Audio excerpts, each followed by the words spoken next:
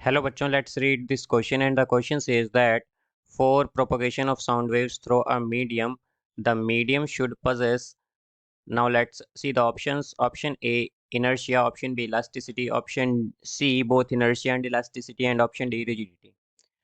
तो आइए बच्चों इस क्वेश्चन को यहाँ पर हम सॉल्व कर लेते हैं। इस क्वेश्चन में हमसे कहा गया है कि हमें बताना है कि जो प्रोपोगेशन ऑफ साउंड वेव्स होता है किसी मीडियम के थ्रू, तो मीडियम के अंदर क्या प्रॉपर्टीज होनी चाहिए ये हमें बताना है। तो इस क्वेश्चन में हम की कॉन्सेप्ट यूज करेंगे। की कॉन्सेप्ट यहाँ पर हम यूज करेंगे propagation of sound waves. Propagation of sound waves. Propagation of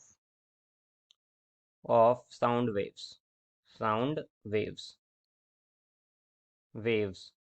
तो यहाँ पर अगर हम देखें बच्चों, तो हमारे पास जो साउंड वेव्स होती हैं, इन्हें किसी भी मीडियम में ट्रैवल करने के लिए मीडियम की जो प्रॉपर्टीज होनी चाहिए या मीडियम के पास जो होना चाहिए वो होना चाहिए कि वो इनर्शिया पजेस करे। इनर्शिया। अब इनर्शिया पजेस करने से क्या होगा कि अगर इनर्शिया पजेस करता है वो मीडियम, तो इससे क्या होता है कि पार्टिकल जो है वो काइनेटिक एनर्जी स्टोर कर सकता है, जो साउंड वेव्स के जो पार्टिकल हैं। तो हम कह सकते हैं कि it allows particles particles to store kinetic energy.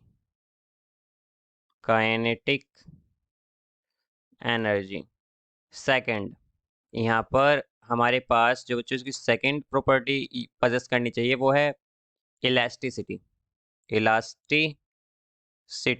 अब अगर इलास्टिसिटी होगी उस मीडियम में, तो इससे क्या होगा कि हमारा जो पार्टिकल डिस्प्लेस होते हैं वो अपनी ओरिजिनल पोजीशन पर वापस आ सकते हैं। तो हम कह सकते हैं इट इट अलाउज। इससे क्या होता है कि अलाउ करता है पार्टिकल को, it allows particles to return back to their position back to their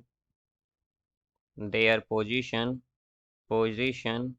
after being displaced after being displace होने के बाद इसकी वजह से वो क्या होता है कि अपनी इनिशियल पोजीशन या जो उसकी ओरिजिनल पोजीशन है उस पर डिस्प्लेस कर आ सकता है वापस, इलास्टिसिटी की वजह से।